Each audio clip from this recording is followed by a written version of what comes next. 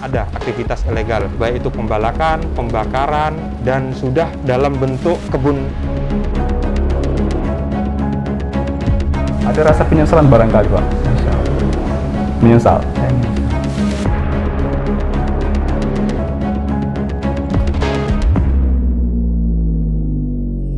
Ikuti penelusuran kami, saudara.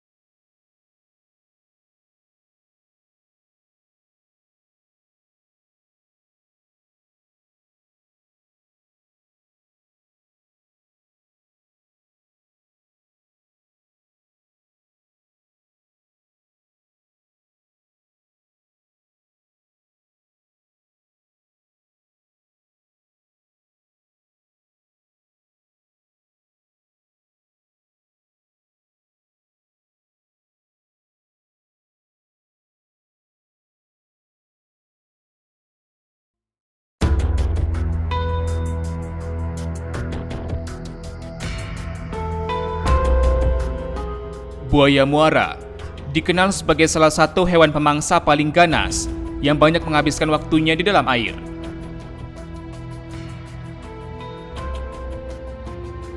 Terutama di wilayah perairan atau sungai, khususnya di daerah Kota Tanjung Pinang dan Kabupaten Bintan, Provinsi Kepulauan Riau.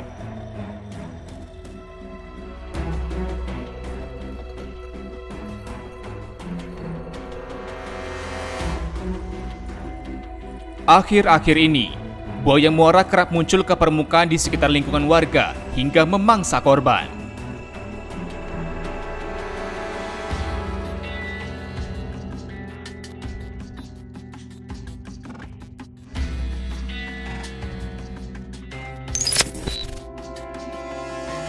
Saudara, Rina, bocah berusia 10 tahun ditemukan tewas dengan kondisi mengenaskan.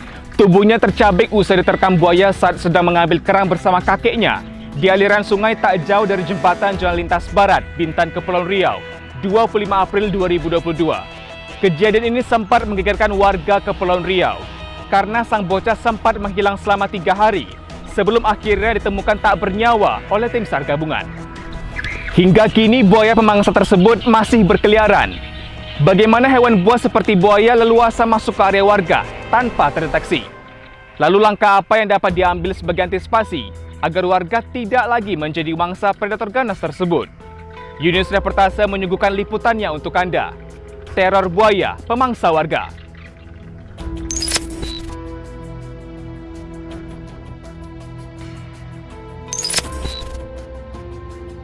Senin 25 April 2022, publik dihebohkan dengan serangan buaya terhadap Rina, bocah berusia 13 tahun di Sungai Mangrove Jalan Lintas Barat kilometer 16, Kecamatan Tuapaya, Kabupaten Bintan.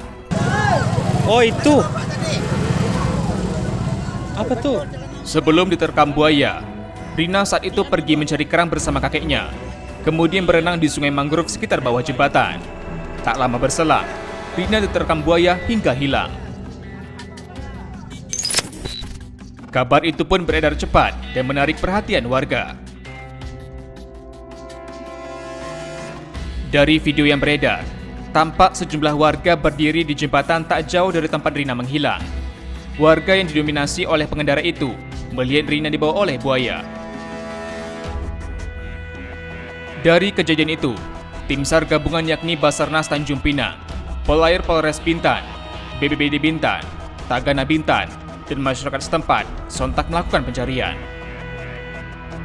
Dengan perahu karet milik Basarnas dan pokcai milik desa sekitar, tim gabungan itu menyusuri aliran sungai mencari korban.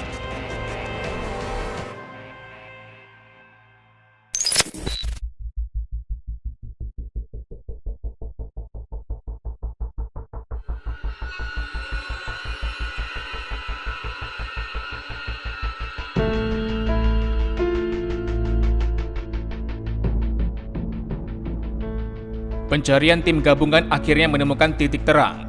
Pada hari ketiga, warga sekitar menemukan bagian tubuh Rina. Pada malam itu, hanya kaki kiri dan sebagian tubuhnya yang ditemukan. Apa itu? Paha dia dari paha dia itu. Kali ya? Gak pakai tali tak. Iya. Jangan turun tuh bahaya tuh. Nggak boleh sembarangan. Iya.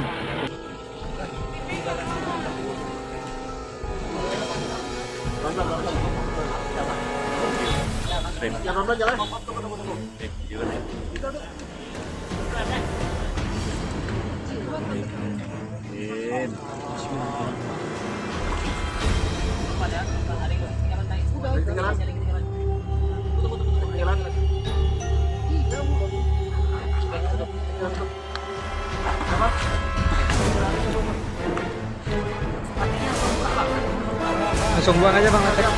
Angkat dulu baru kita buka. Latek buka dulu, angkat dulu. Latek maju latek. Ganti-ganti aja. Ganti-ganti. Ganti-ganti. Jasad tersebut langsung dievakuasi ke Rumah Sakit Umum Daerah Raja Ahmad Tabib Tanjung Pinang untuk divisum.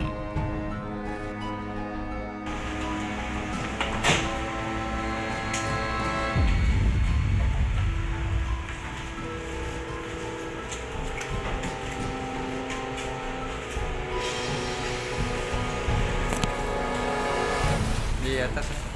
Ya. Iya, di atas.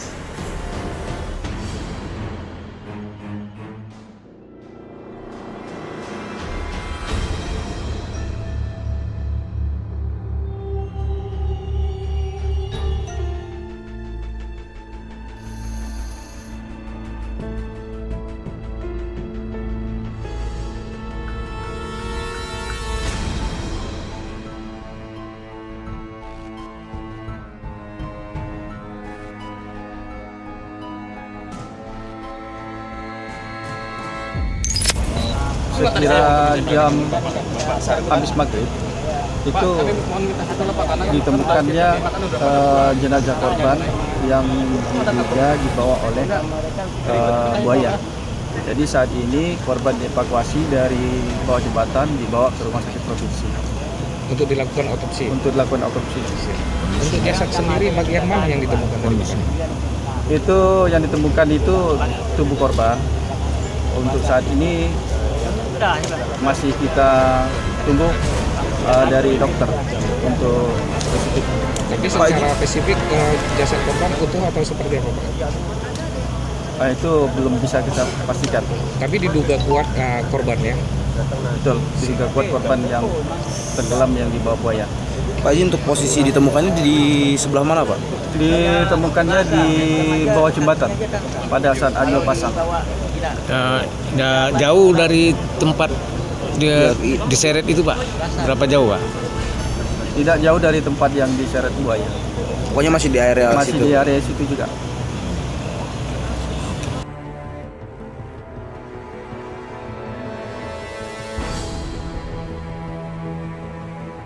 Sementara itu, ayah Rina yakni Samsudi mengaku pasrah dan bersyukur atas penemuan jasad anaknya.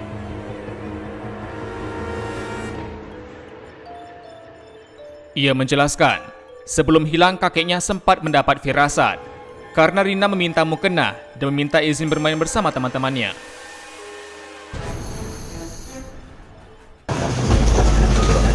Kita tidak bisa juga gimana lah namanya kejadian begitu, apalagi sudah 3 malam 3 hari sudah.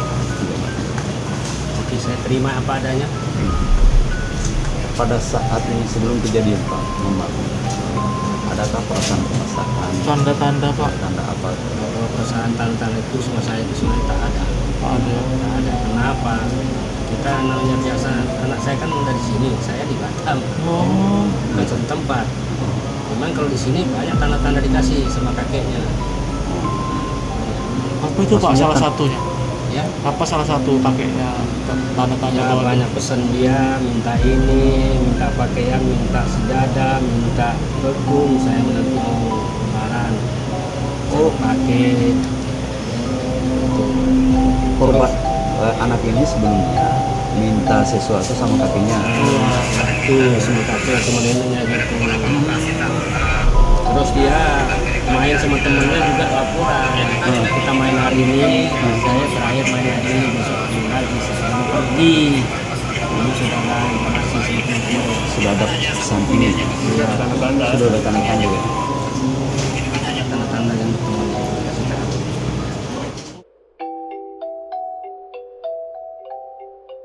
Samsudi menjelaskan, kepergian mencari kerang merupakan yang pertama bersama sang kakek.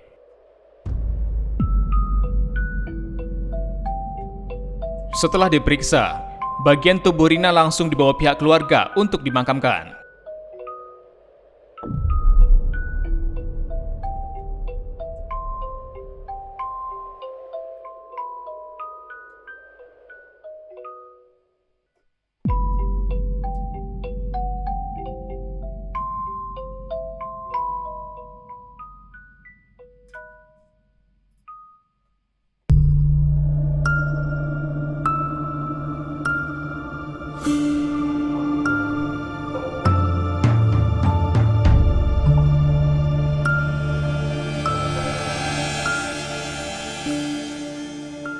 Serangan buaya terhadap Rina tentu menjadi bukti adanya ancaman teror buaya bagi warga yang beraktivitas di sekitar perairan atau sungai. Teror buaya juga terjadi di sejumlah daerah di Tanjung Pinang maupun Bintan.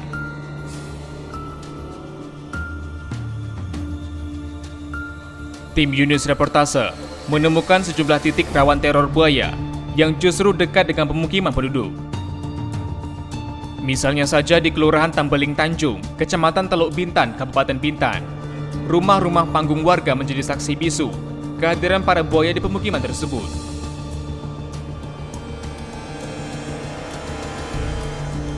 Warga selalu khawatir akan keselamatan keluarga dari ancaman buaya saat melaut, terutama di malam hari.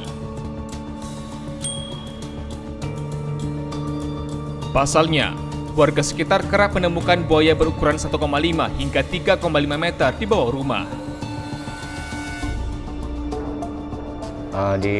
Kami di sini kan tinggal di tepi laut. Rumah panggung itu di bawah kolong hampir setiap malam. Hampir setiap malam di bawah kolong ya Pak ya? Itu ukurannya? Itu dari 1,5 meter sampai 3,5 meter. Oke, kemudian jumlahnya berapa Pak?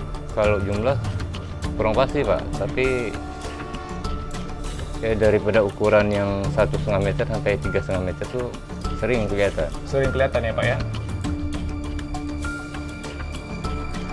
Doli menjelaskan, keberadaan hewan buas itu sangat mempengaruhi kehidupan warga sekitar, terutama para nelayan. Ia mengaku, salah seorang anggota keluarganya pernah tewas diterkam buaya.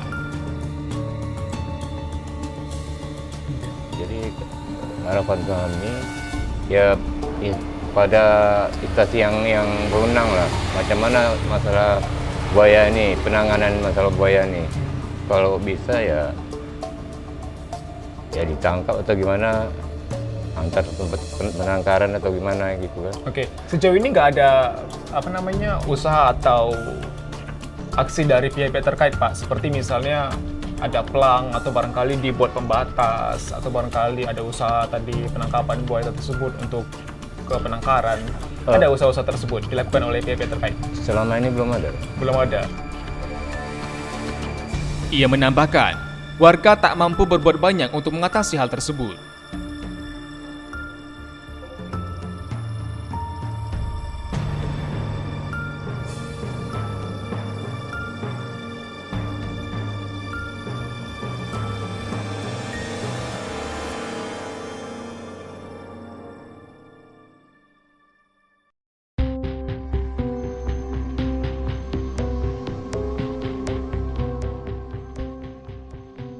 Tak hanya di Bintan, hal serupa juga terjadi di Tanjung Pinang.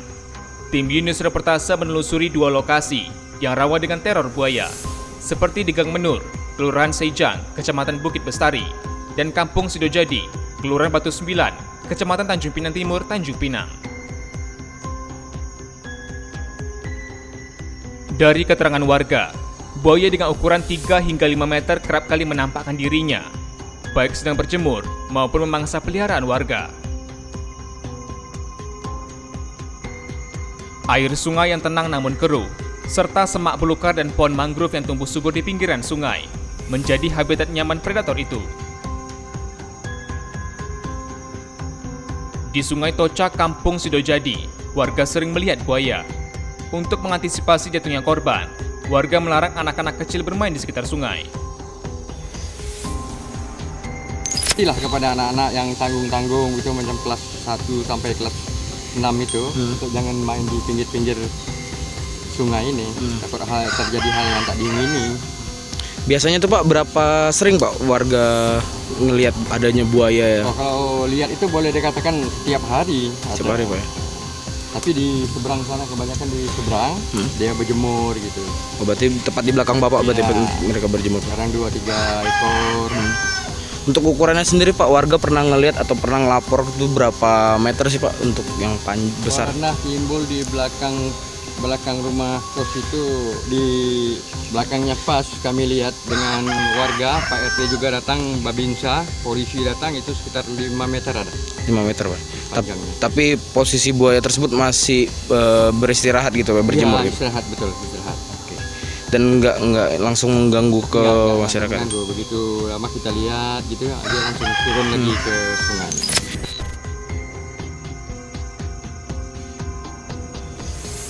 Keberadaan buaya di sekitar pemukiman menjadi ancaman bagi warga, sebab buaya itu sewaktu-waktu dapat masuk ke rumah dan menyerang warga. Sementara di Jalan Menur, Kelurahan Sejang, keberadaan buaya itu diketahui sejak 10 tahun terakhir. Buaya-buaya itu seolah tak segan untuk berjemur di sekitar rumah warga. Warga menduga buaya-buaya itu telah berkembang biak di sepanjang sungai. Warga kerap menemukan telur dan anak buaya yang tersangkut di jaring udang. Ya, kadang dia diam aja di bawah pohon bakul. Kadang dia lewat. Posisinya memang tak jauh dari rumah Ibu berarti Bu ya? Nggak jauh lah. Tak jauh dari sini ya? Dia lewat depan situ. Terakhir Ibu lihat kapan Ibu? Semalam, maghrib. Semalam maghrib. Ada berapa banyak Bu? 1 aja. 1 aja ya? Dia apa tuh? Lagi ngelintas? Jalan. Oh, ngelintas dia? Jalan mengarah ke laut. Dari mana Bu? Dari atas turun ke bawah.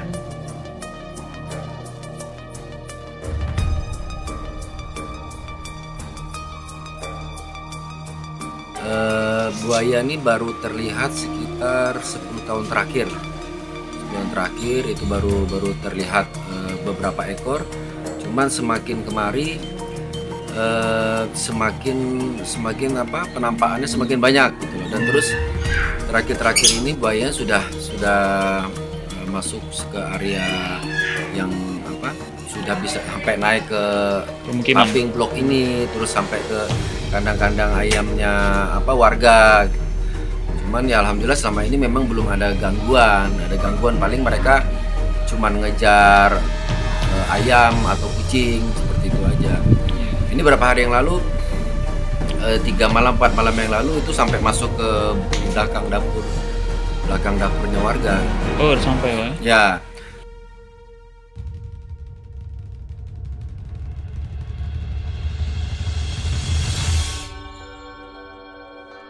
Karma, selaku ketua RT setempat menjelaskan, warga juga sempat menangkap beberapa ekor buaya, tetapi buaya-buaya itu mati dengan sendirinya.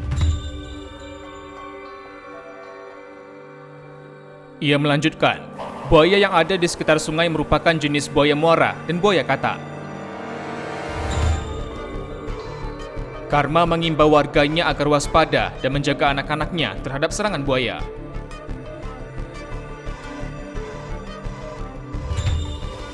Cuman dari pengalaman kita ketika mereka masuk ke pemukiman atau nyari ayam segala macam, habis itu kita tangkap, terus setelah itu memang kurun waktunya lama tuh mereka mau masuk lagi. Mungkin ada ketakutan mungkin kan, ada ketakutan atau apa.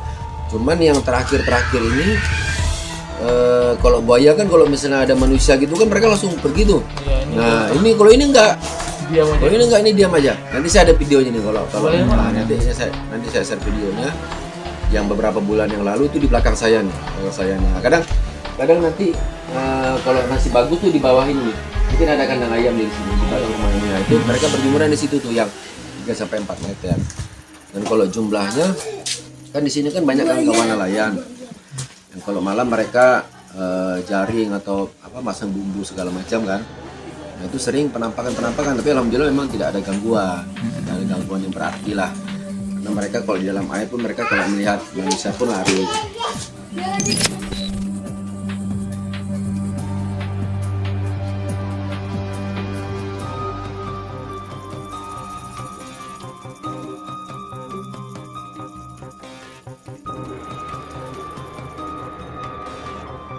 Hingga kini, para warga masih hidup berdampingan dengan buaya-buaya itu, dengan teror dan resiko yang tentu dapat membahayakan nyawa.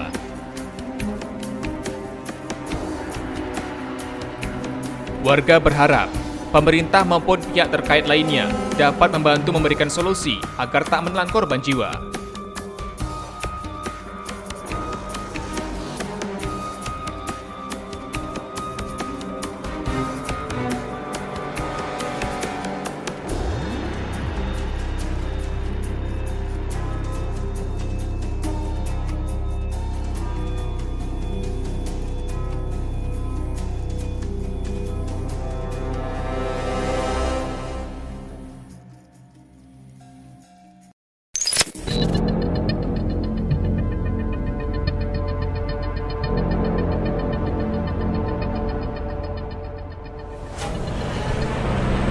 Saudara, perlu peran aktif dari lembaga terkait untuk mengantisipasi kemunculan buaya agar warga tak kembali menjadi mangsa.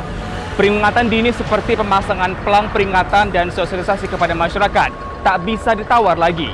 Masyarakat juga seyogianya lebih berhati-hati, terlebih jika beraktivitas di rawa-rawa pinggiran laut yang jadi tempat nyaman bagi sekumpulan hewan pemangsa tersebut. Saksikan unit reportase edisi selanjutnya. Sampai jumpa.